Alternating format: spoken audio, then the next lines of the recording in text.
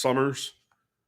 I really feel like the youth that are in right now, between the ages of 7 and we'll say seniors in high school, they see everything that's going on right now. They're immersed in it. I mean, how could you not want to continue this on? And especially if things go well with the World Cup, not just with our team, but like just with how the entire event is produced, it could the sky's the limit after that. It's just depending on whether or not the powers that be within our borders will give the same type of opportunity like they're getting across the pond to play. And USL is potentially going to make that happen. So we'll see. Yeah, most definitely. We'll see. Guys, we got Evan on from Cityzens Fancast. He's going to be filling in for Joe. We're going to be talking about Liverpool. Before we do, welcome to the Snobby Boys.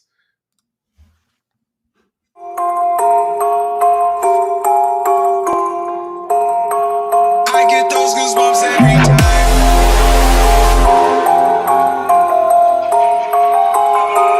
I need the hype. Throw that to the side.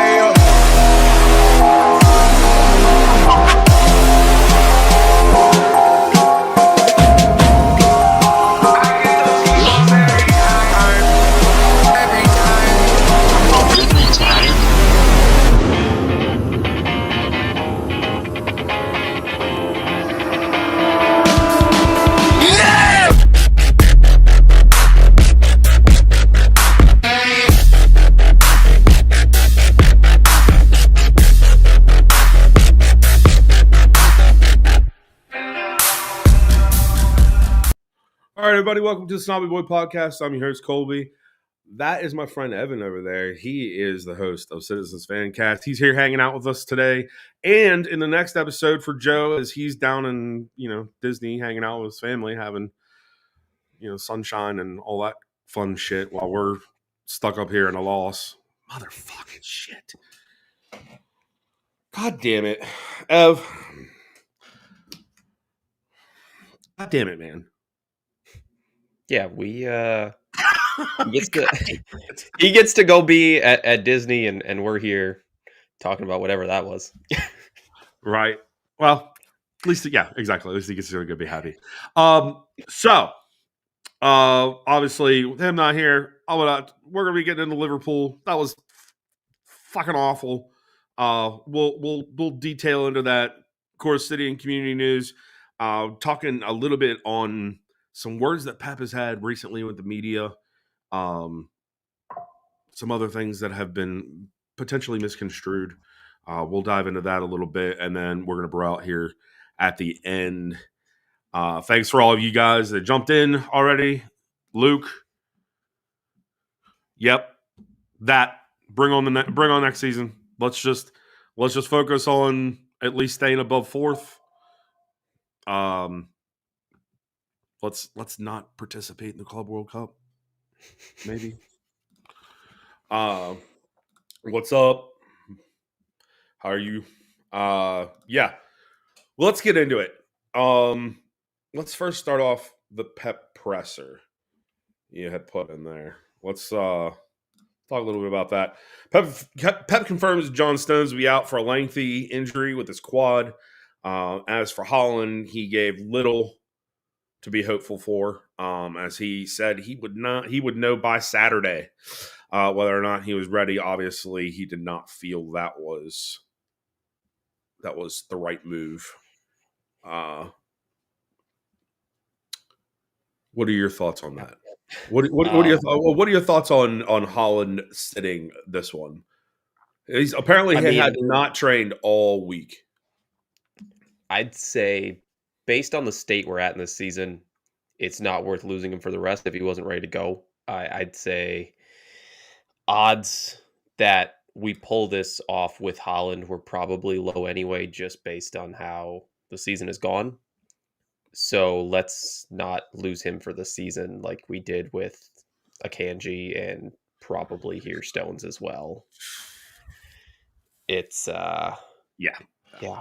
I'm glad we brought in center backs because our center backs are dropping like flies. It's bad. Yeah. Yeah, we've been on a consistent rotation of center back pairings that have not played with each other, but maybe once the week before, half the game, if that. Yeah. Wait, hold on. Is this who I think it is? You changed your name, didn't you? I think you changed your name. Sorry, it was one of our regulars, Steve Black. Pretty sure it's Steve. Shadow team at this time. Yeah, it is. We're not we're not up for it, and we've been playing. Suffice it to say, with less than a half tank of gas this entire fucking season, and rightfully so, considering the injury carousel that we were just touching on. Let's talk a little bit about the 11. You said that you said something about the center backs. We got in. We had a new center back pairing. It didn't end up actually being that, as we saw Rico was more pushed up into the attack. Oh, there's Steve Black. Well, who dat? You had me tripping. Holy shit. All right. Yeah. No Diaz. He dressed, though. We actually ended up seeing him later on, obviously. You had put in there younger midfield. It definitely was comparatively to what we've been used to seeing on. We didn't see Pep's favorite be put on in the early going, which was nice to see, though it did come to fruition later, which kind of sucked. Yeah, I mean, I was excited when I saw Foden's not going to be on the wing. He's in our midfield. We get De Bruyne back. I mean, if we're going to put an old midfielder out there, I wish with every bone in my body that it's De Bruyne. But I was excited with the lineup minus the omission of Holland, obviously. But it uh, it it started well considering, and I feel like just as the season's gone on, it's kind of the same thing where you can start positive and it just continues to drop off as the game goes on. Yeah. Youth can only take you so far. You gotta still do the right things. Yeah. Can't rely on all of that yet. I think it's just, you have to remember that a lot of these guys that have been brought in, they just got in the squad. It's not like they've been there for the last few seasons. It's not like we've had this time to build this amazing chemistry together and get all the things right, man. We've been football after football after football after football, and no time to even really take a breath. Yeah, I mean, it is demoralizing, guys, especially being against Pool. I mean, and at home, 12th man really showed up, but it's just not our season, y'all. It's just not our season. One thing that I saw though that kind of like piqued my interest is how Pep set up the attack. I really felt that this was going to be a good time of good use for a false nine tactic. I don't know that it really came to fruition. You really kind of saw Mormouche. He kind of ran more essentially, and then sometimes it would be. I mean, I guess you could call it that if you want to. But I mean, it was mostly Marmouche running the center part of the field.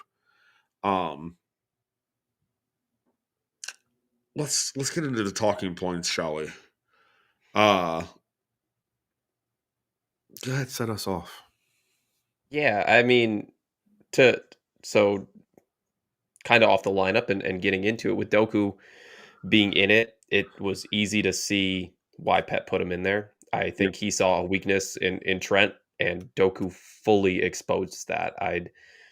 If you're going to take any bright points from the match, I mean, Doku won that battle. He dribbled past him so many times, so many times.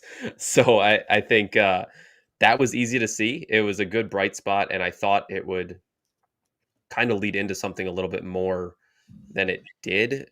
But I think it kind of goes back to that partnership where you had Foden and Marmoush, and I think they kind of I I don't know if it was supposed to be almost kind of two false nines in a way, and kind of Right. playing off of each other, and early it kind of looked like that might work, but it just really never created as much as you would have expected it to.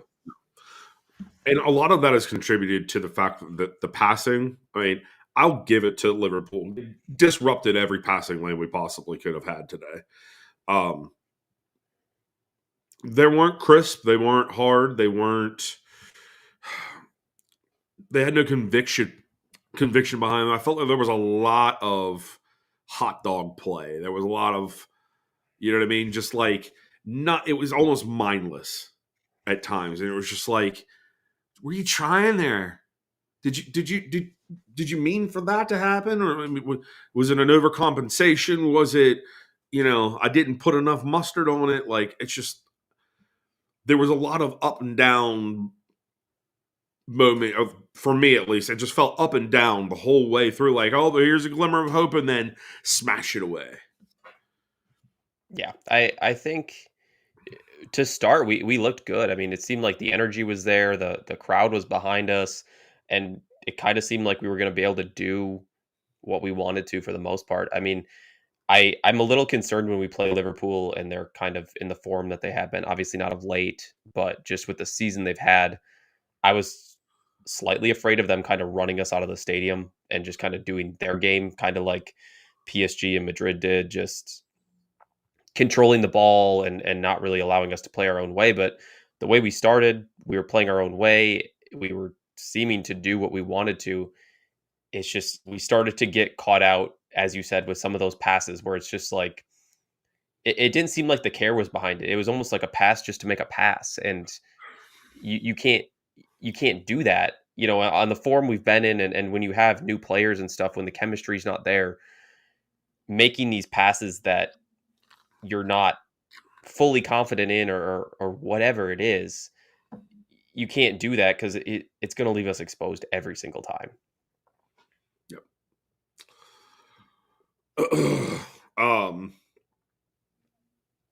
Yeah. Kush made a early stop. I thought that was massive against Salah on an early break. And suffice it to say for him, especially in this match, he's been a workhorse over the last few. This one he was until Diaz came in. If it wasn't for him, this could have been a lot worse, in my opinion. We do not have it anymore. I don't know that it's going to take a while for this rebuild to happen. I think it just needs to be as simple as go into the summer, fuck the whole Club World Cup. How many people actually care about that trophy? Yeah. I don't think that there is that many. I really don't. Fuck that one off. Let's reset. Let everybody take a whew, right? Everybody needs to breathe. Get to business. Bring some players in. And we move forward. Yeah. Right? As far as the Club World Cup, I think it's cool having the badge on our jersey, and that's about my extent of care. That's that's where it ends. Right. It's it's. I think we need to, like you said, bring in the new people, get the new ones we brought in. I think we made a lot of good signings. Get these guys up to speed, build up the chemistry, get these guys used to playing with the pieces that are going to, stay here. The younger pieces that are the future of our club, the Fodens, the Hollands, Ake, Guardiol, get them used to playing with those guys. Mm-hmm. And let's build off of that to go into next season so we don't, for lack of a better way to put it, embarrass ourselves. Yeah. And let's not forget that how young we've gotten, how fast. You know what I'm saying? And out of necessity. than anything. It's not been a slow evolution. There's not been any integration. It's been taking spaghetti out of the pan, throwing it in the wall, seeing what sticks. We need the Colby World Cup. Shit, man. That'd be a fucking shit show. You're invited.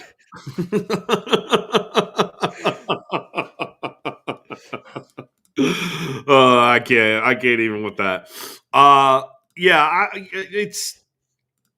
That's what it's gonna have to be. First goal, I have to say, that was a well-designed play by Liverpool in the corner. There's no way around that. I mean, just like it honestly pissed me off how well it was drawn up. I like, you have to give him kudos for like how well of a play. But I think the only thing we could do differently is, why are we letting one of the biggest threats on their team wide open at the penalty spot to just fire a shot? Like, and it's unfortunate too, because I think if Ake gets a better block on that, or if he doesn't even touch it, I think Ederson saves it. He was in the right position. Yeah. But all Ake had to do was sacrifice his body just a little bit more, because it wasn't like he was out of position to not. Yeah. And it wasn't like he was spun around. You know what I mean? I mean, he was looking right on the ball. You just, nope, didn't do it. Let's talk a little bit about Rico. Yeah, it's I was a little shocked to see him in the starting lineup, just based I mean, and I guess he didn't really end up playing right back for the most part, but the times that he did, I think of late he's been getting a lot of hate from our fan base, whether warranted or not. I mean, I in my opinion, I think it's a little undeserved, but I think the one thing he brings to the squad, and it's the same reason that he was getting minutes over Cancelo, it's the same reason he was getting minutes before over Kyle Walker, is because he's got the work ethic. He's going to put his body on the line in every single scenario, and he's going to, he's a smaller guy, and sometimes you see those smaller guys back down from a challenge, and he's never going to do that. He's going to put his heart on his sleeve and throw his body into every single challenge, regardless of who he's up against. And I think at the end of the day, he deserves a pat on the back for that. I mean, if sometimes the skill needs to make his way there, at least you can tell he's doing everything within his power to make sure he's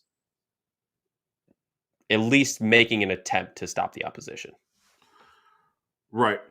And honestly, over the last couple of matches that he has played, his defense, he's been better defensively.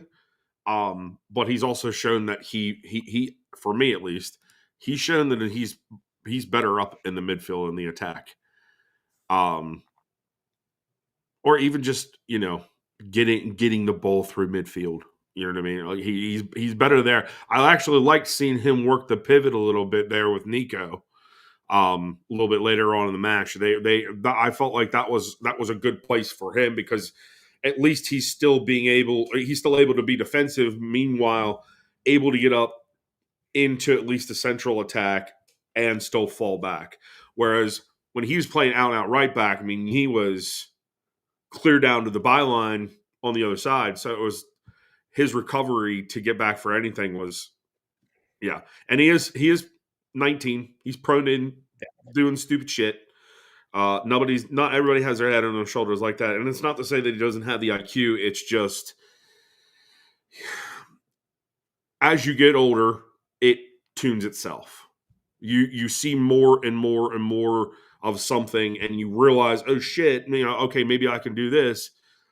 He'll sort himself out. The coaches will sort him out eventually. Is he 19 now? I thought he was a little bit older than that. Doesn't matter. Yeah, he's.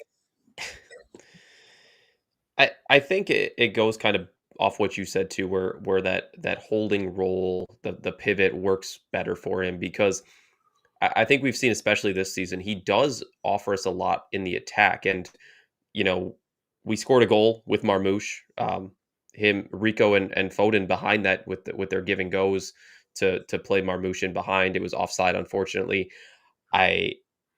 I think that's something we see when players come over from in our attack from other leagues. I don't think the defenses are as disciplined in other leagues, and I think that's why you saw. I think Holland was kind of getting caught offside a couple times just when he came over initially as well, and it's the same thing with Marmouche. You know, they're coming from the same league.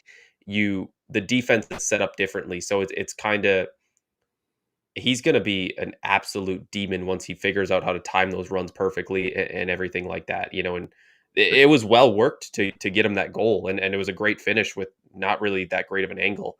It's just the small things that we got to tweak, and it's just kind of goes back to him being new and not being comfortable with the team and the league.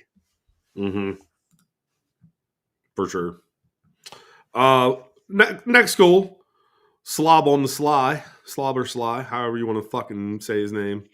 It sounds funny any way you say it. He megs one right through Kush. That stung. It stung a little bit. Yeah, that was unfortunately that was the only point in the match where Kushnov looked his age. Otherwise, he had a stellar performance. He did all that he could, at least. Shit. Get out of here, Steve. You nut. I think if you get you pissed off enough, I'd like to see you put a body on some of these Premier League players, though. I think you could absolutely body some of them. Well, listen, wait till I get fit again, because that journey does start next week. Payday stuff. I'll get myself back in the gym. So even now, though, bro, yes, you put me in a center back role, I'll fuck some shit up. I'm not slow either. Like, people look at me and be like, "Oh, he's probably not that fast." Nope. If I can outpace my 8-year-old by like car lengths, I think I'm good still. That would be funny to see, though, especially somebody who's never played. I think like a baby deer, like a baby deer learning to walk, right? Or just a deer in headlights.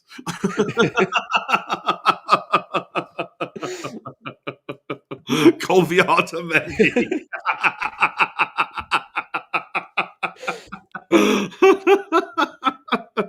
Let's go. Oh yeah, let's get this shit out of our system, because what can we do? You know what I mean? We gotta laugh about something here. Gotta laugh about something.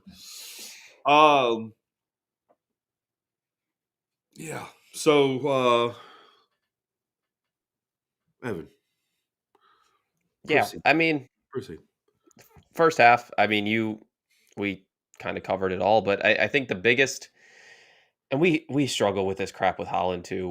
We're crossing balls in to Foden first of all, and he's never going to win a header against their center backs.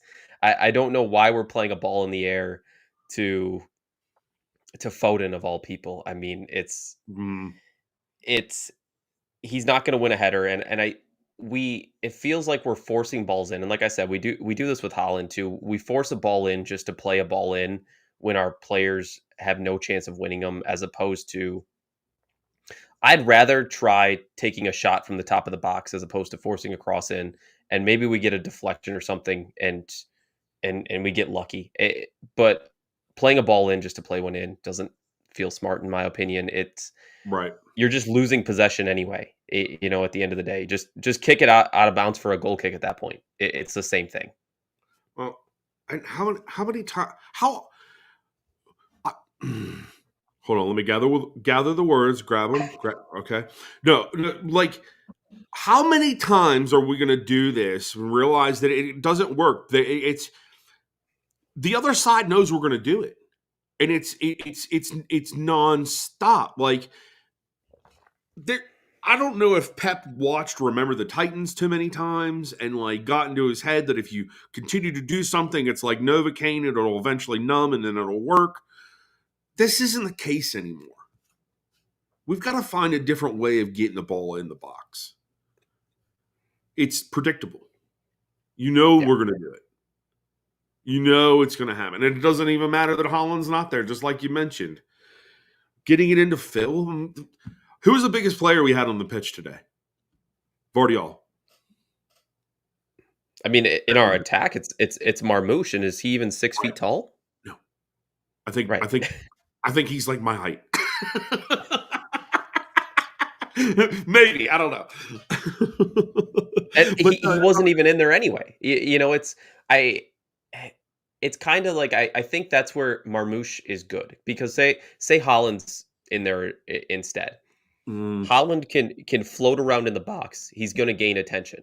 So instead of playing a ball into Holland, find the space where Marmouche has gotten into that Holland created by moving the defenders.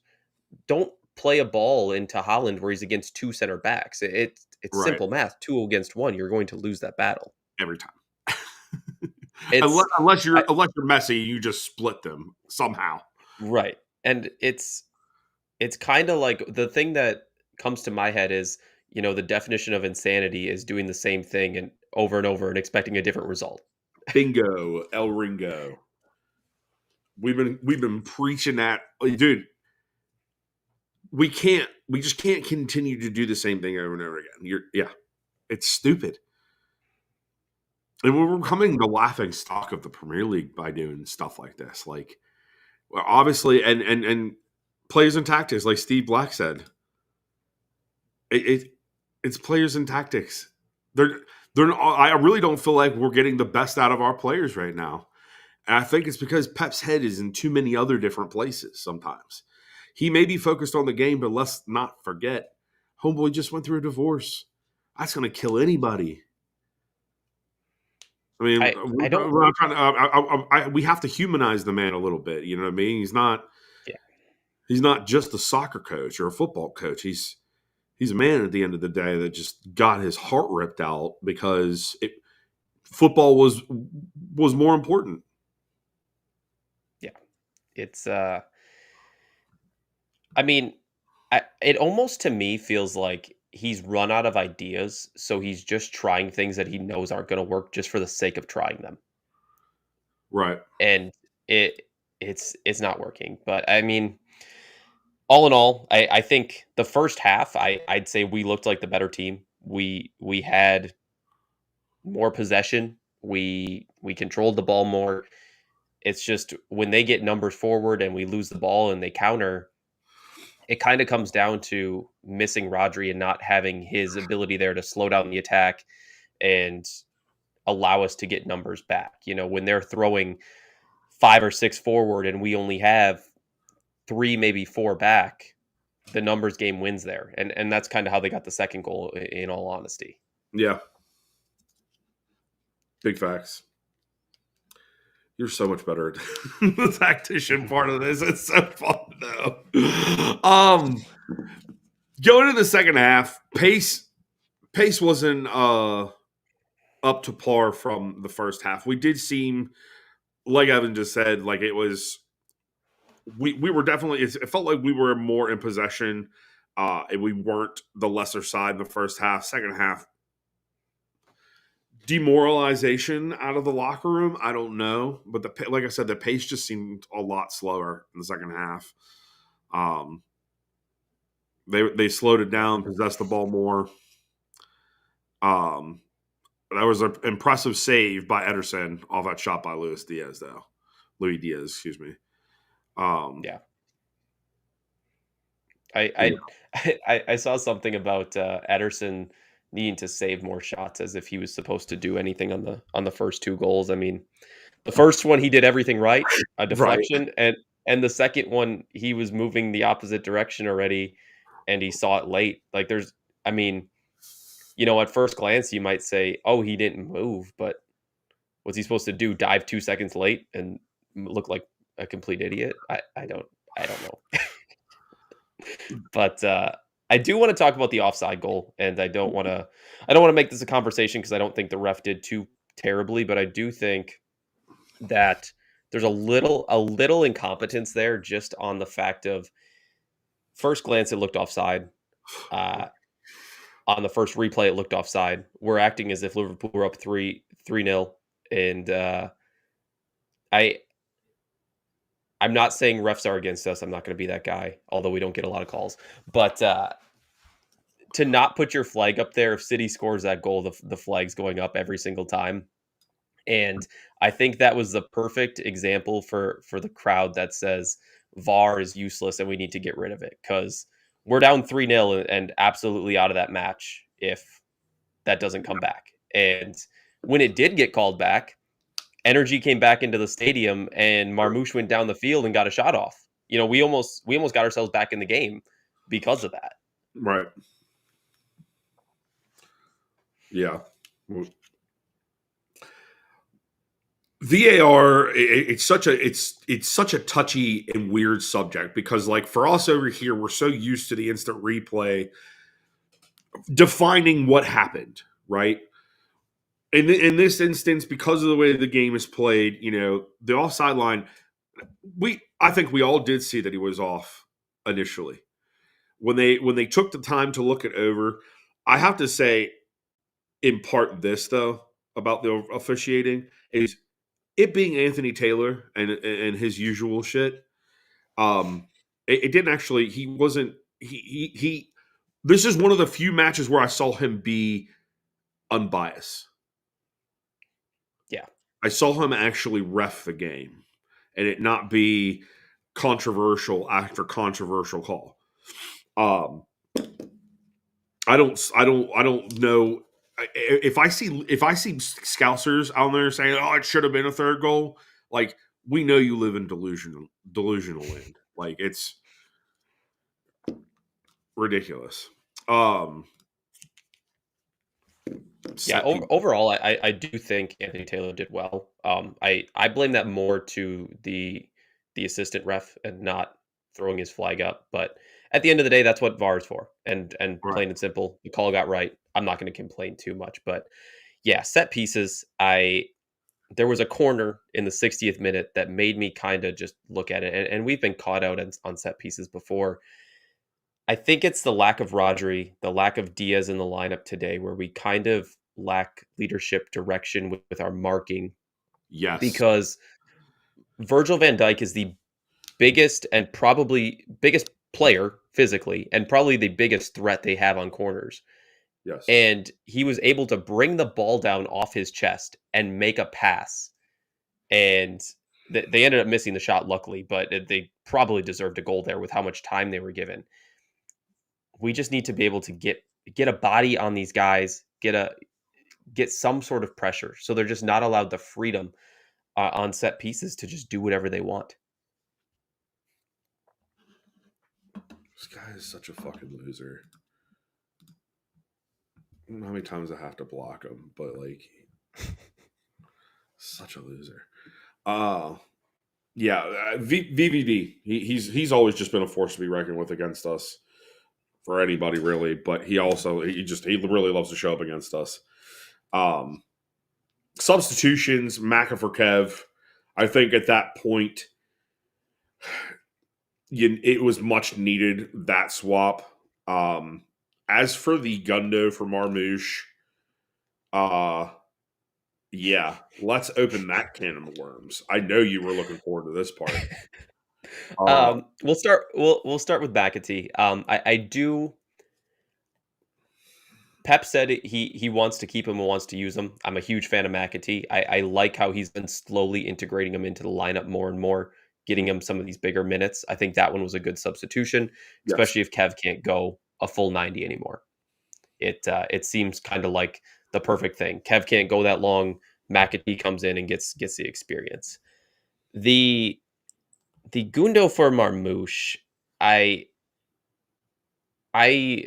don't want to be over dramatic, but off the top of my head, that feels like the worst substitution Pep has made in his managerial career. Marmoush was really one of the only ones creating anything for us, and with 13 minutes left in the match, Pep takes off our biggest attacking threat for someone who's just going to pass the ball backwards every single time. Mm-hmm.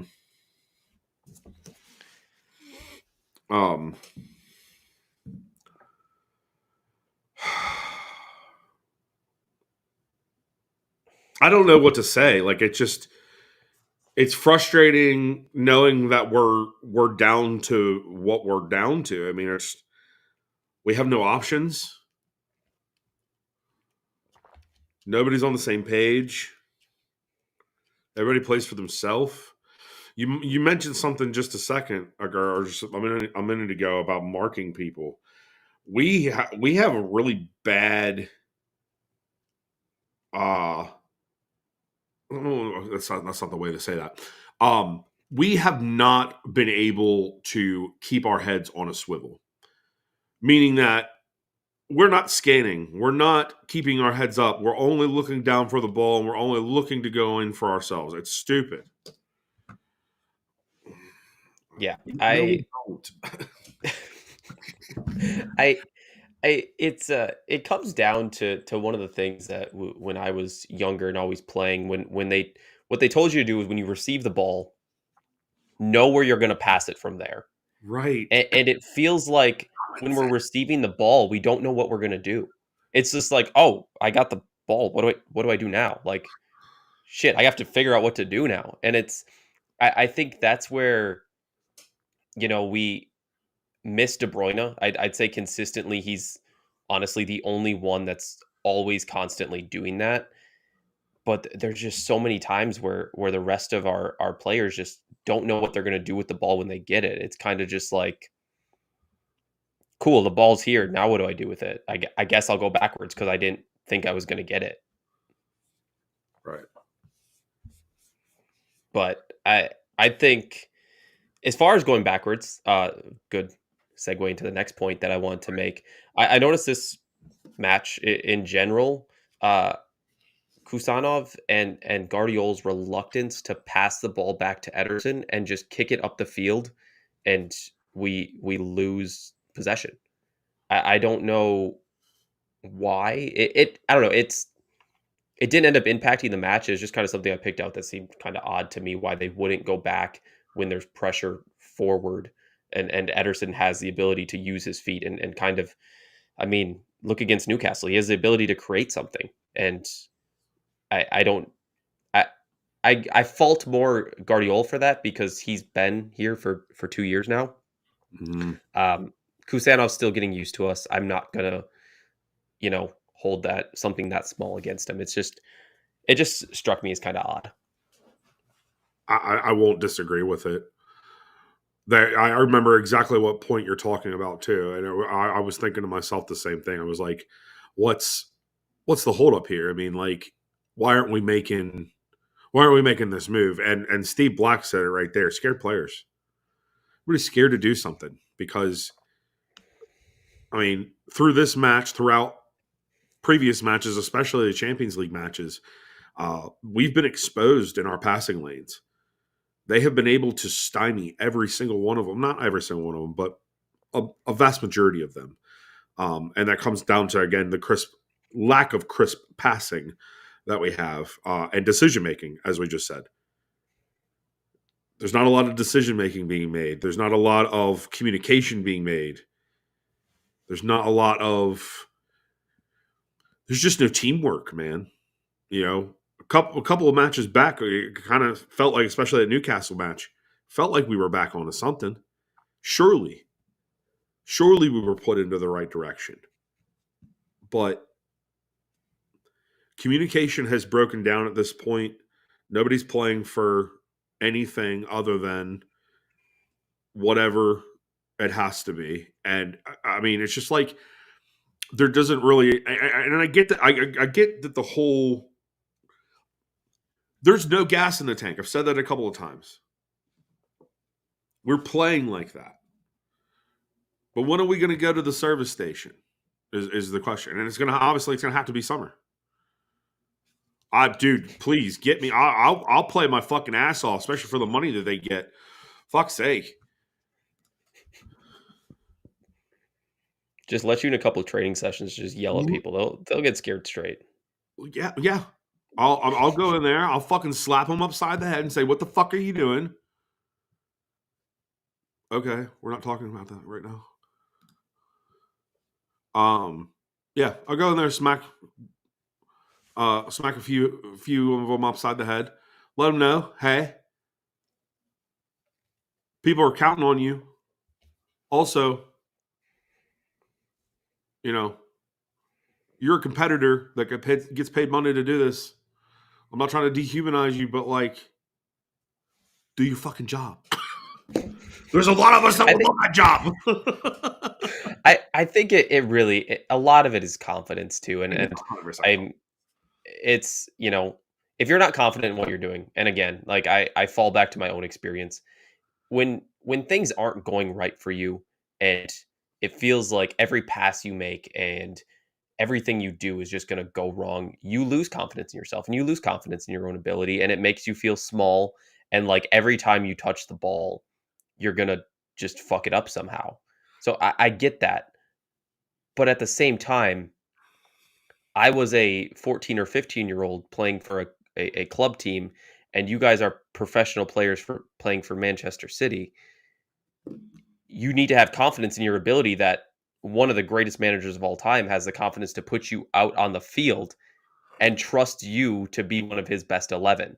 You're playing over players like Ruben Diaz or Kevin De Bruyne or Bernardo Silva. So just in that, have the confidence that your own ability is enough. Yes. True words never spoken. How could you not be confident knowing that you're a part of a club that just won the last 6 of 7? You know what I mean? Like, I just, yeah, I'm with you on that. Yeah, we couldn't get on the front foot at all in the second half. It sucked. It's not to say that there wasn't some glare of good hope or good play throughout the match, but passing was awful match. Like I've said, it's been everybody was hot dogging. If you don't know if that's not a term to you guys across the pond, hot dogging is doing something, thinking you're trying to be slick, and it just blows up in your face, basically. The fuck is this guy's problem? I don't know. I like he literally does it. He feels so compelled to come on to other teams' pages or like other clubs' podcasts, and dude, we've already concluded that we haven't. This season isn't our season. But like What 5 you minutes need ago, we to, said what that you we need to can come still to win the terms title. with is you're the guy in the comments being a cockbag. So there's that. Anyways, sorry. Oh my god. It's just funny because like 5 minutes ago he's like, "You guys aren't out of it for the title." Now he's like, "Your time is over." It's just, Right. Just one delusional contradiction after another. like I have better things on a Sunday than go seek out other clubs' podcasts. Seriously. Better things to do. Like Seriously. So silly. That concludes our little bit about the match. It is what it is, guys. We from this point on, it's just falling anywhere between third and fourth place, just so we can have a chance at Champions League next season. I mean, I'd be almost all right if we just Europa Leagued it. You know what I mean? Come in, get all these players getting going, and then put them into a competition that has a little bit of weight, a little, not a lot. See how they do. If they run through and dominate, then we know what we got to look forward to in the season after that as well. Not to mention, we'll still be playing for domestic cups. It's just it's time to take a step backwards. Say, you know what? It's over with. Let's 25-26 is our season. When we get back, I appreciate that. I appreciate that. That was one cool thing you've said so far. give props for that. That's a yeah. When we get back, we'll talk a little bit on city community news. Pep said quite a bit. I'll be giving some direct quotes from him. I'm going to talk a little bit about Jamie Carragher too, and Holland making Miles, whatever the fuck his name is. pay for his transgressions. We'll be right back.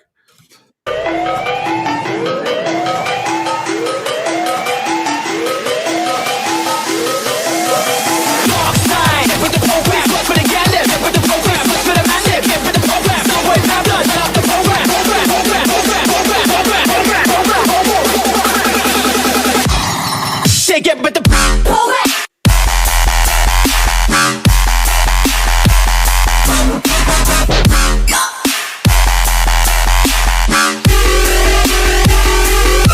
done put up the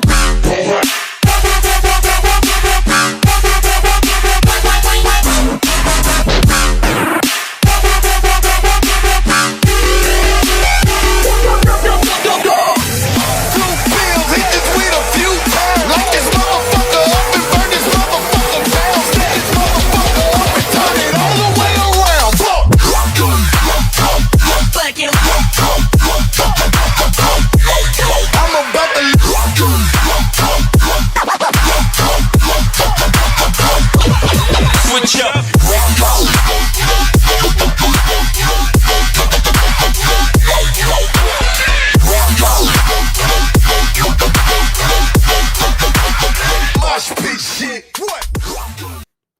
All right, guys, make sure you go over to the store, grab your bullshit shirt. The original, by the way. Not that shit that's on fucking that the dude from the 1894 group told him not to fucking do that shit. Did it anyways. Fuck. Pretty sure his mom should have had that one wiped off her back. Yeah, I said it. I don't give a fuck. Let's get into city community news. Pep confirms there will be a full refresh this summer during the transfer. Quote, the reality is that for the future, if the club wants to be there competing at the highest level again, we have to be with players fit and available. And it can happen sometimes. Players sustain injuries, but already it's many times it's happened. Teams are quicker, faster, stronger, and many things. And we cannot hide it right now. This is the reality. Thank you, Captain Obvious. Yeah, I mean, we know what it is at this point. It is going to be the rebuild this summer. I believe Steve Black said it earlier on in the comments, 6-7 players, without a doubt. We're going to need that because, I mean, let's be real. I mean, and we'll take a collective on this, but we know Kev's going. Kev's already been linked to San Diego FC, new franchise in the MLS. So there's that. And that actually, we actually did get that confirmation from City Extra as to that being a solid thing that's going to happen. As far as talks, it's not that he's actually going to go there, but they are going to be in talks. Other part that he said is, and for me, I feel like there's going to be a lot of people that blow this out of proportion. I don't extend a contract one more year. I want to have a long contract. I want to be honest with the job, the club, and that I adore and I love right now with the players. Let's just take that first a little bit. Why has he been signed 1 year after 1 year after 1 year if he wants to be there for a long term? I mean, because that's the way that sounds. Why aren't we giving him the long term? Do you think? I mean, despite what he says, I feel like that's on him. I mean, I think if it was up to City's board, he'd basically get a lifetime contract, regardless of how this season is gone. I think he'd have to string together 3 to 4 of these seasons before they'd even think about replacing him, which, in my opinion, rightfully so. Yeah, I mean, I'd love for him to stay. I just don't.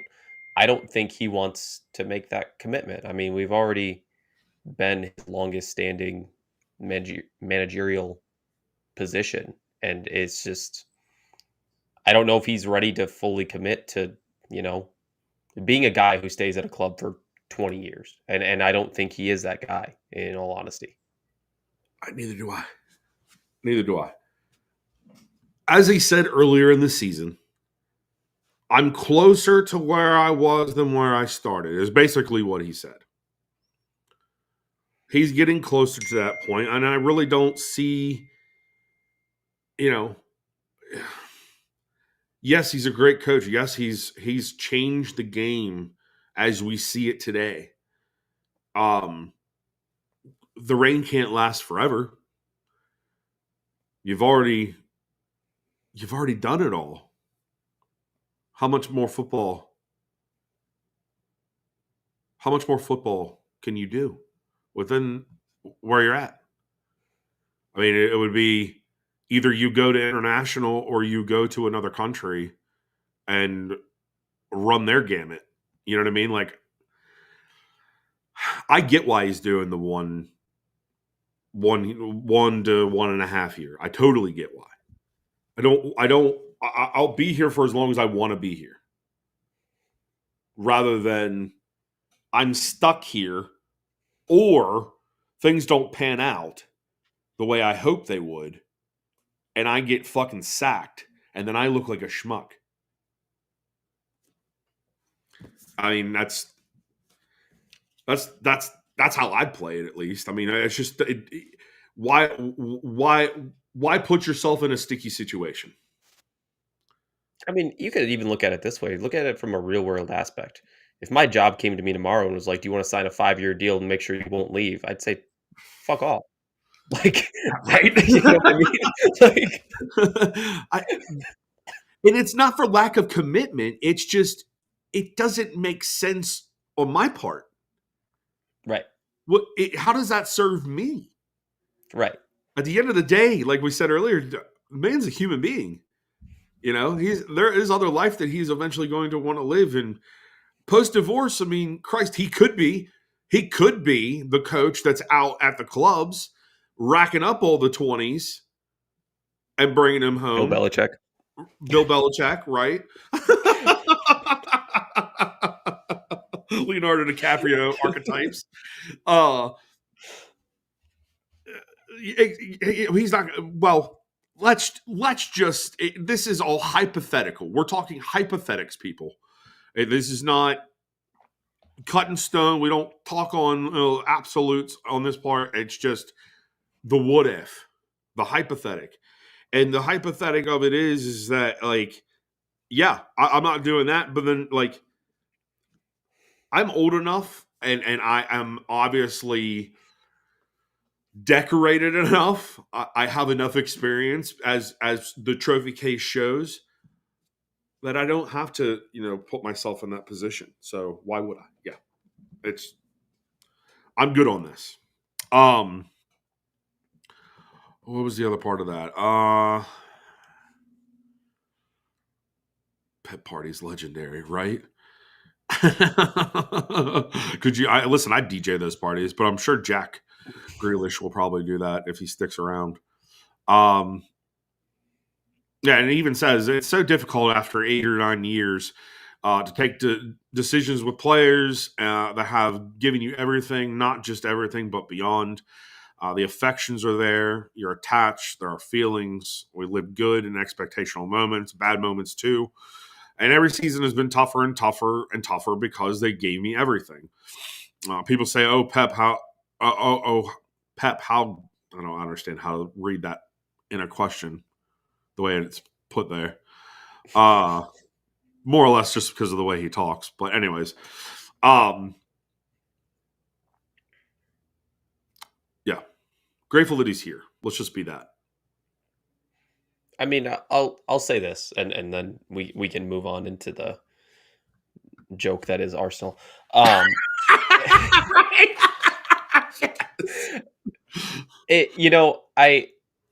I tend personally not to dwell on this season too much. In the last 5, 6, 7, 8 years, and obviously you and I haven't been here for all the shit that happened Right. way back. A ton of people have seen things that you and I will never see. Exactly. But from just speaking as to what we have seen, Pep has given me moments that, in my opinion, this club will never eclipse. Say we win another treble, it's never going to be as much as the first treble. No. The 100 points, 4 in a row, all this stuff. That's where I tend to be a little lenient on the squad this year because this club has given me some of my best memories in life over the past 5 years. Not just in football, just in life. So if they're going to have an off season now and again, I'm okay with it. Yeah. They've given me things that I will remember for the rest of my life. Yep. Shit, for me, I didn't even expect it. I wasn't walking in when I first started watching this club.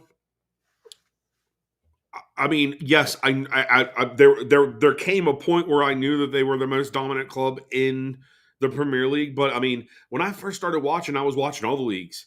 I was not taking a side, right? It wasn't until I saw Guerrero score his last goal with City that I was like, I like that feeling.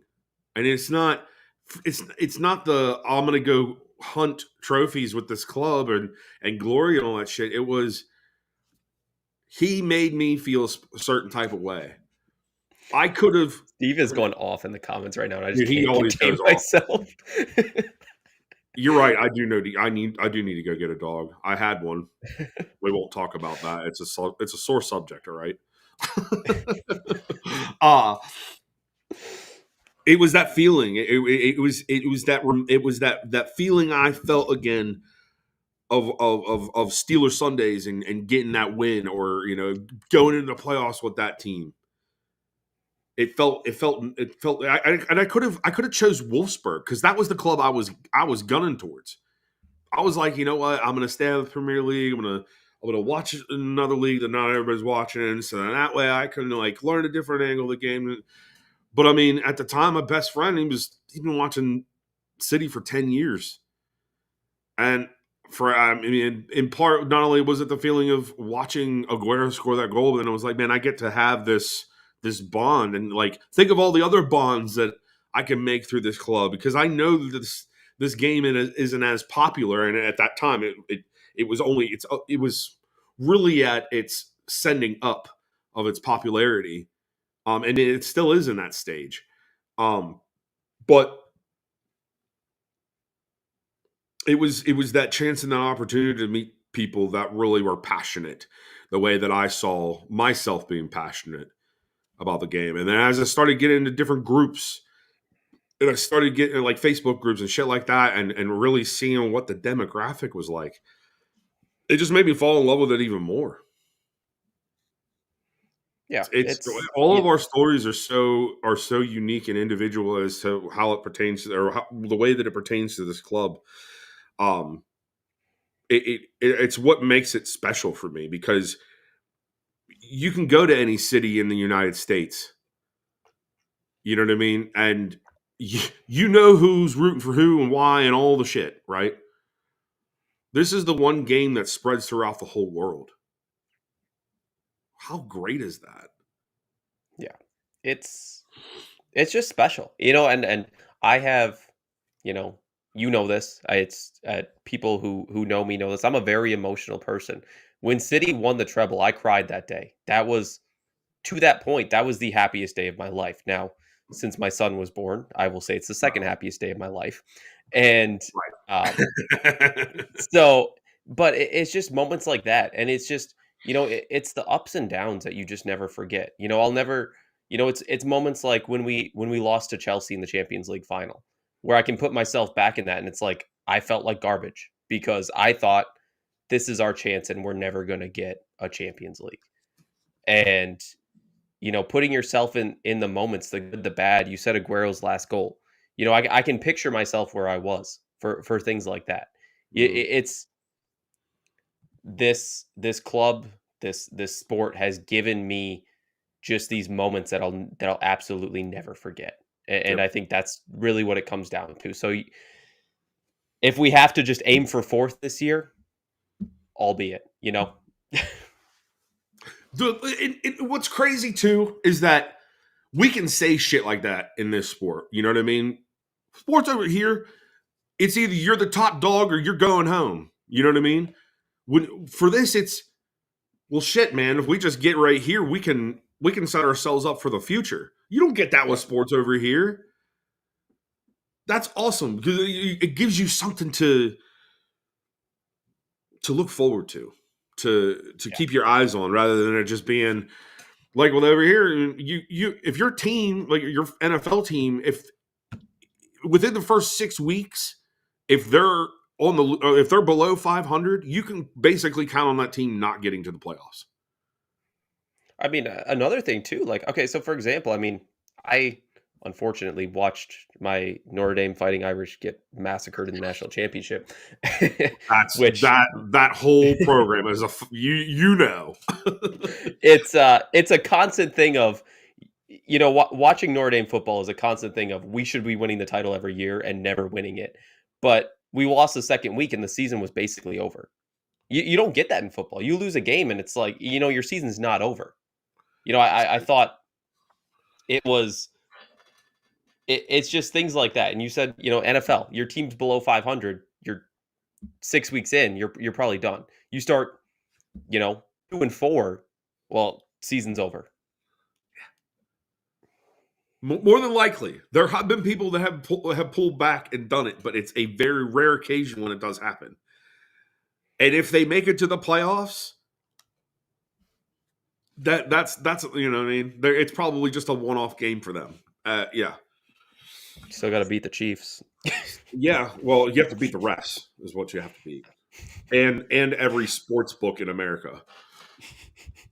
Different conversation for a different whole different conversation. I for me, like personally, like I hate that sports book has come into sports even more because it is, for me, it's defining storylines. Yeah. But like you said, one day we should get a round table of people talking about that are like all different perspectives too. Like, is it good for the sports? Is it not good for the sports? Sportsbook for me, I just also have a deep rooted hate for fucking gambling. There's a whole deeper reason for that, which I'm not going to tell the world because I don't want to make people look bad. I mean, personally, I've won a lot of money on sports gambling in the last like 6 months, so I'm not going to speak to that. I'll speak to my own pocket, which has been very fruitful. Right.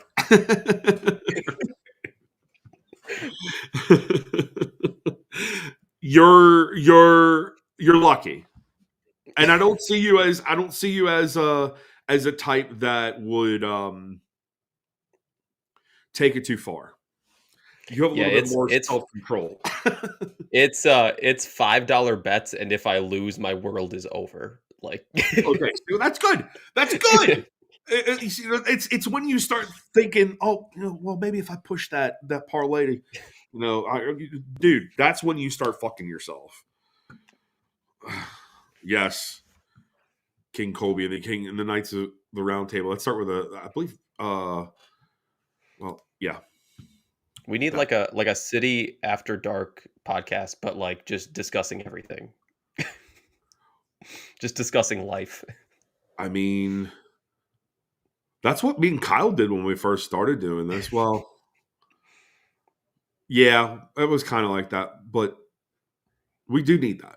We need people just actually being able to be people and not just talk city, because there's a lot of those people in the community. I will say that. Let's talk about the little humbling that happened at the bottling company this weekend. It was very nice. It was a highlight of my weekend.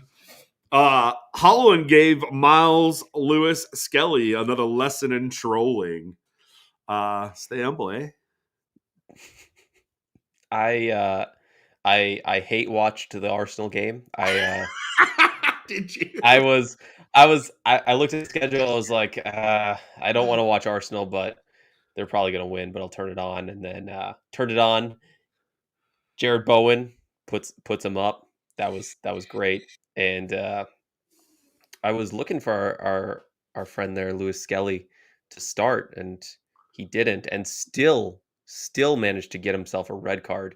I was screaming at the TV when he put in that tackle that it should have been a red card. And when he did, the amount of pounding my chest that I did is a embarrassing amount, like to the point where it hurt, but it just felt so good seeing that kid sent off.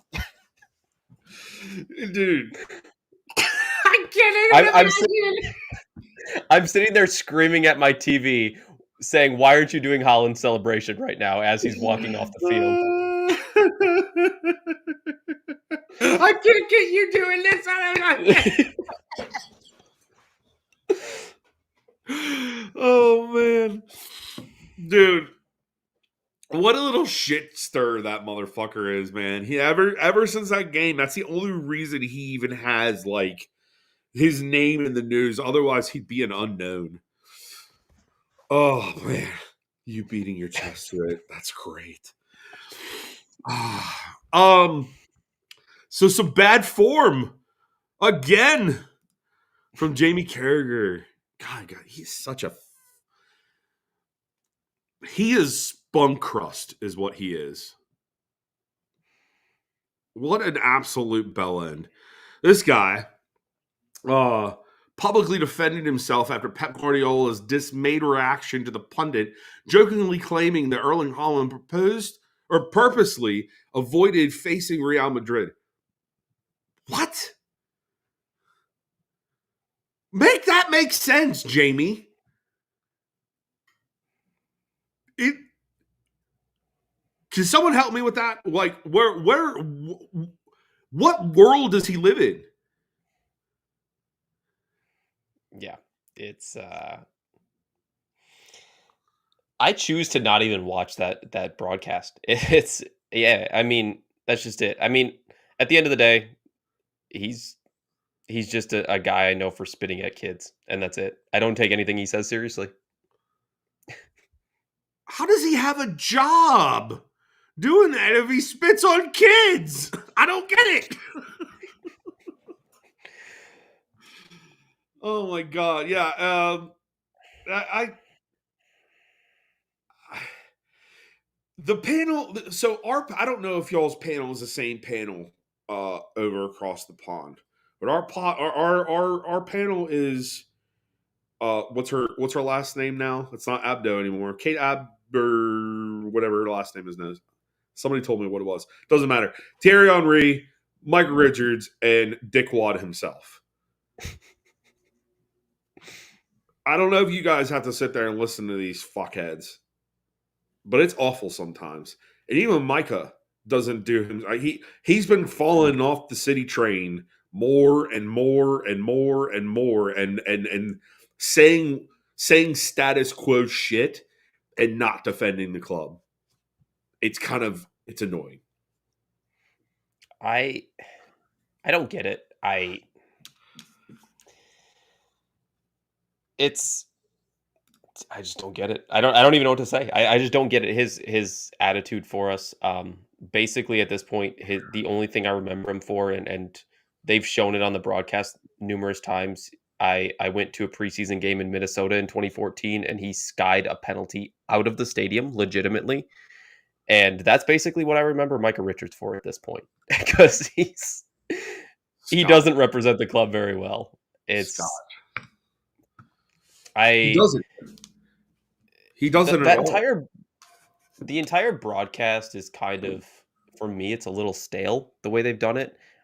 They went off of, I think, like kind of the gimmick that for people in America, kind of like the Inside the NBA does on TNT with like Shaq and Charles Barkley. They tried to work on that gimmick, and for me, it kind of ran out of steam very quickly. Yeah, 100%. And I'm sorry, but you can't top Shaq and Barkley as a tandem on a panel. You just can't do it. And it's unfortunate, Michael. Like they're just trying to keep their kids with Sky Sports. Like I love how colorful Micah is when he's on. Like he really does make the room feel warmer. But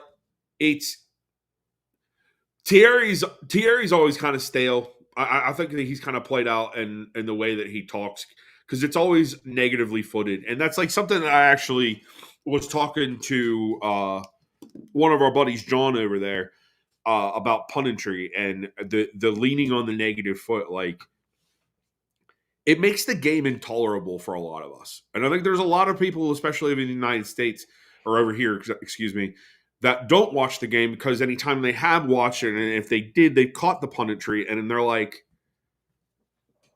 ew, that doesn't even sound like fun to watch. You're just complaining the whole time. Yeah.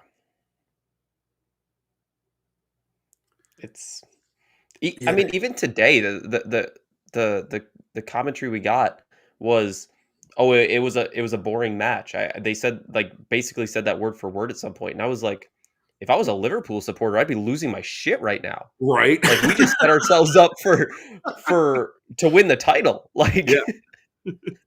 You basically just have to cruise out of here. Right. That's. I want to know what it's going to take to get. What's it going to take to get? I guess maybe it's a societal thing, but like also maybe a generational thing. Like, what's it going to take for us to like talk about sports where it's exciting again and not just let's tear this team down, our team down, or their team down party, because like that only goes so far, and really that should only be reserved, in my opinion, for closed circuit speaking, like amongst your friends. I mean, obviously, it goes a little bit further there, but like it still drives the same point home. We got to make it fun again for people, and in a way where people across both sides are in agreement of and understand from. You know what I'm saying? I don't know. I maybe I look a little too far into it, but I just, for me, it's always that's always what I see is it's a negatively driven play, and honestly, that's how it creates the verbiage within the sport. Like, I really can't think of many terms that are like positively denoted. Yeah, it's almost like you need like a 7 to 8 goal thriller back and forth for it to be like a good match, and it's like Right. some of the best matches I've watched are 1-0, 1-1, 0-0. Like it brings back, I think, a lot of the narrative, at least here in the US, as to why people didn't watch for the longest time of, oh, it's boring because there's not a lot of scoring. And it kind of brings that narrative back where we're just starting to gain momentum where you don't need that anymore. Right. Sorry, I'm clearing stuff. I'm listening to you, though. I promise. Social media has aided in that. It's all these people who are sitting in dark rooms and still live with their mommy and their daddy. Actually, one of the more famous people in our group made that poke at me, which I thought was hilarious because I'm actually sitting in my living room in my house. I can afford to do this. Weird. Yeah, guys. That's all the city that we've got. So, yeah, we're way before our usual time. Obviously, me and Evan don't hang out enough because we like live, I don't know, like 13 hours from each other. So, so we don't get to hang out a lot. It's like the equivalent of like one of us in the UK and the other one in like Romania. Yeah. Yeah. So suffice to say, we don't get to hang out and talk a lot. We're also both parents, but we're gonna shift it over to the bro talk, and first I want to let everybody know. For those that don't know, Evan recently became a father. Super proud and excited for him. As I remember all my beginning times with my son, my firstborn, and I just super excited about it. So I'd love to hear some things that you're maybe really excited about getting to do with. Do you mind if I say? Go for it. Sebastian. His son's name is Sebastian. What are some things that you're looking forward to with Sebastian? now that it's really here and you guys are living life together, and you know you're basically learning a whole new human being. Fuck Yeah, you. it's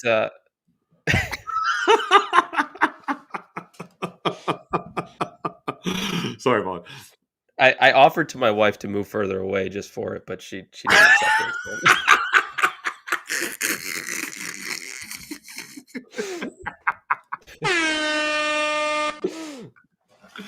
Oh, hold on, I need to get another one. Where's it at? Oh, I hit the mute. There we go.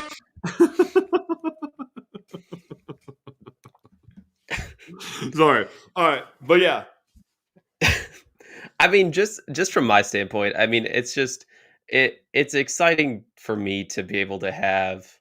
I I don't to get a little real before I go into this. Like, I don't have a ton of friends that I live close to. Like, outside of like you and Joe, like you guys aren't the only friends I have. Most of my friends, ironically, live outside of the state.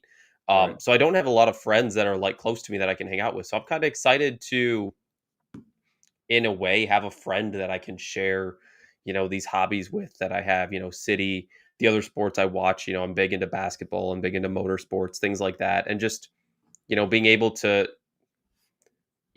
coach him if he's interested in playing football, coach him in that, or if he wants to play something else, just being able to share stuff like that, I think is cool for me to be able to, I've my entire life has been based around sports. So for me, it's going to be cool, Right. assuming he's interested in it, to be able to share that with somebody that will actively also take an interest in it. That's literally, I feel like that's every man's like dream, is to have a boy that they can play sports with and do all the man shit together. That was, we were kind of talking a little bit earlier before we came on, not having parents that were athletically inclined. We'll say that. Athletically inclined. It's I think it's really awesome that we're both the first generation, or we get to have this generation and we be the guys for the kids. You know what I mean? Like, teach them the things that we did growing up, and be able to support them in a way that we didn't grab or get support. Um, I think it's awesome that you have a little boy, because then once he's a little bit older and we can do family things together, like go to Yeah. games and, or, you know what I mean? But no, like, fatherhood is such a cool thing, especially when it comes to like having a boy. And I know for Joe, having his two girls, I mean, that's, God bless him. God bless him in the best way. But it's a different beast. And you get to instill the things that you never got to instill yourself, and into yourself. You know what I mean? I think it's really Yeah. cool to have the aspirations of being able to go out in the yard and do those things and create a bond. I mean, there's nothing that sticks out more in a person's mind, than having those moments with their father, with an adult figure, of any sort. I mean, just a little bit that I've seen with my son and him playing the sport, and how he's able to speak with his coach. I'm very proud of that. I taught him how to communicate and say, "Hey, listen, you want something? Here's all the things that went wrong for me. This is how you do it, and you'll get a good result." So Yeah. I'm really excited to see it for you. I'm I'm excited if he takes football seriously, because for people who don't know how, like, I guess, like, the club level works here in the US, I played at basically the highest level I could. Like, I spent most of my time from like 14 to 18-year-olds playing on one of the top ranked teams in my state. And I'm very proud of that, because, that was cool for me. Mm-hmm. But I also feel like if I put the work in more, And being the fact that I had to teach basically everything to myself because my parents didn't know anything about it.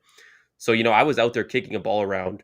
Watching videos on YouTube of how to do skill moves and stuff like that so I could learn it myself. And just, I think it'll be good for him if he wants to actually take this seriously to be able to give him that guidance of like, I could have done something with this if I took the right steps.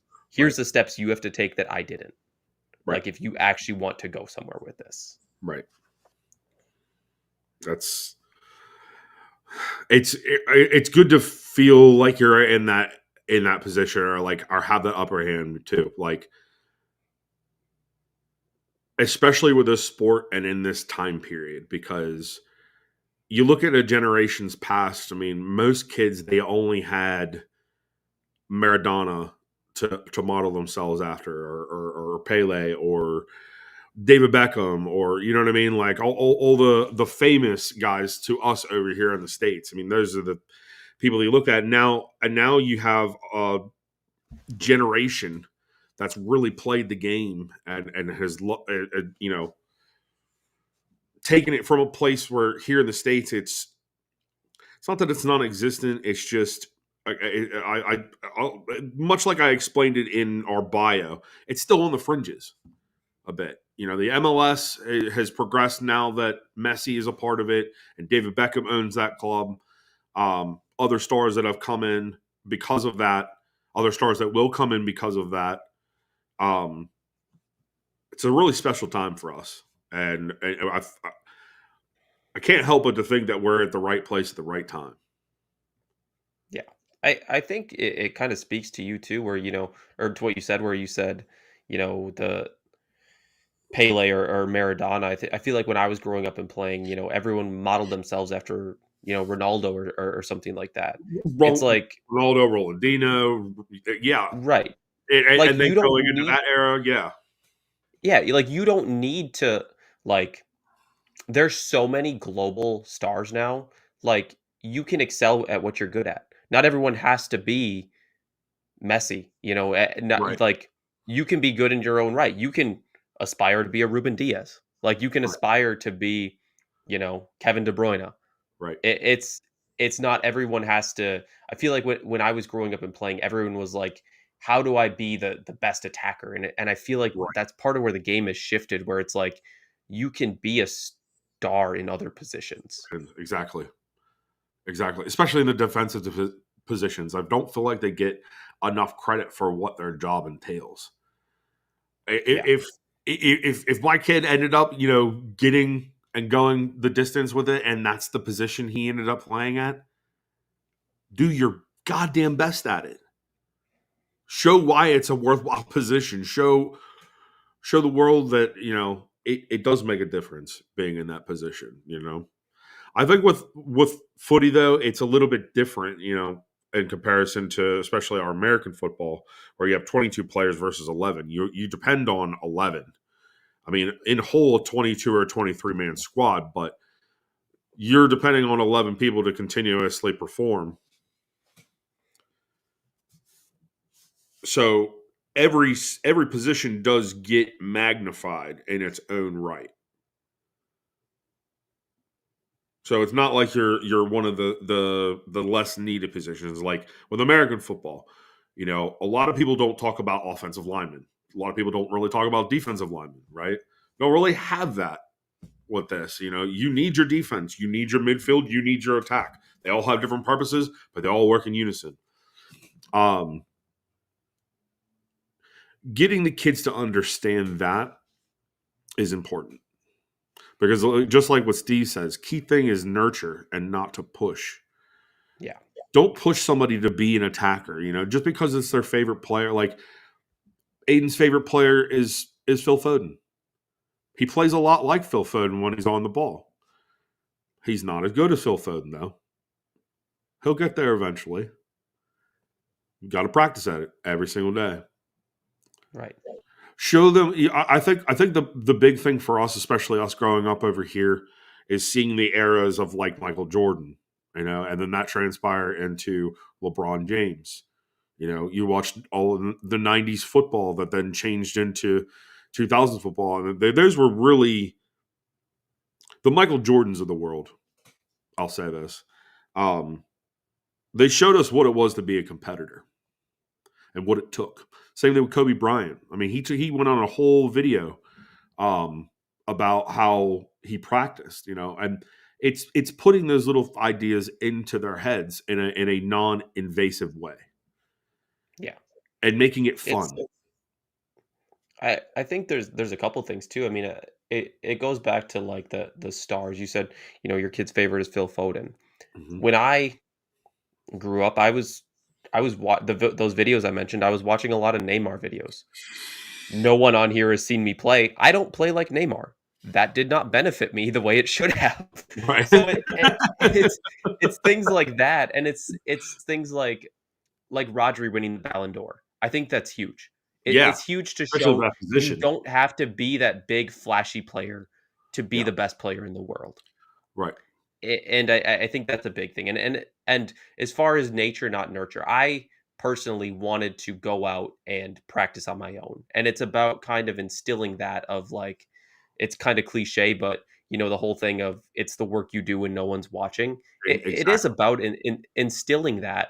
So they want to do that work to be the best, when there aren't all the eyes on them. That was perfect. Absolute perfection. Yes. 100,000%.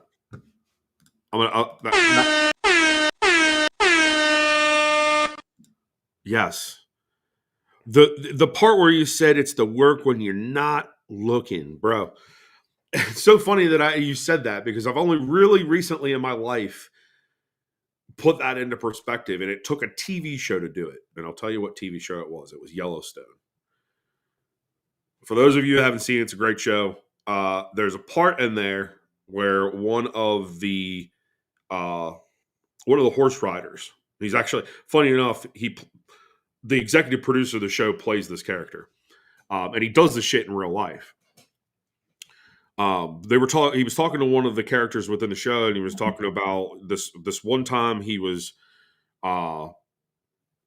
he was trying to track down, or not track down, I don't know how they say it in fucking cowboy terms, to be honest, but basically he was one-on-one with a bull, and he said that was the best ride he had, and nobody will ever see it because he's out in the middle of fucking West Texas. You know what I'm saying?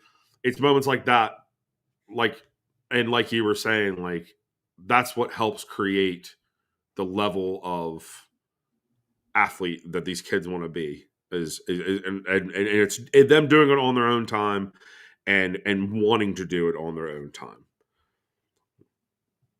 My biggest thing is screens have made a giant difference in our world, and kids love them. We love them. FIFA, all the FIFA, but at least we were doing something with it. You know what I'm saying? No, sorry, that was a waffle there. That last part at the end, but I think it's really great that you have that mindset, especially going towards your kid. I know you to be a good man with a good heart, and I know you're going to do right by Sebastian. I'm really looking forward to see him grow up. I think it's awesome you being in the dad club with me. Super, super cool. And super cool to have fellow citizens that are basically on the same page in life. So I'm really glad that you're around. I'm really glad that we can share this space together. Really glad that you could come in and fill in for Joe today. Thank you so much. Yeah. It's an honor to be asked, and I hope Joe's enjoying himself. I know he is. So, bastard. Yeah, I do. He did not have to go through the loss today because he's chilling with Mickey Mouse. I hope he's at least getting a couple of drinky poos in while he's walking around the park. God knows we need him. Right. I really hope that he saw the score line and they don't go back to the hotel, because to be fair, his family, they love the club. They all watch together. It's really cool. Like they really they make it a part of their week, and I think that's super cool that they all do that. I'm really hoping that he saw the scoreline and said, "Hey, let's just go on with the vacation. Don't worry about it. It'll be okay." Joe taking the Mickey. Probably. No. So listen, guys, we're gonna be back here on Wednesday, me and Evan again, to review Tottenham. Let's hope we can just shock the world. You know, we have not been so good at Tottenham away, so maybe this one is sheer luck. Maybe Postecoglou just loses his shit again. I don't know. We'll Can't see. really go worse than Tottenham at home. No. No, you cannot. Until Wednesday, guys, make sure you hit the like, subscribe, all that stuff that I should have told you to do whenever we enter this thing. I appreciate everybody that's been in the comments this evening and hang out with me and Evan. Like I said, back on Wednesday. Make sure you're here to hang out. If you're not, make sure you leave a comment. Let us know that you were. We really appreciate all of you guys being here. Until then, I'm going to leave them with, yeah.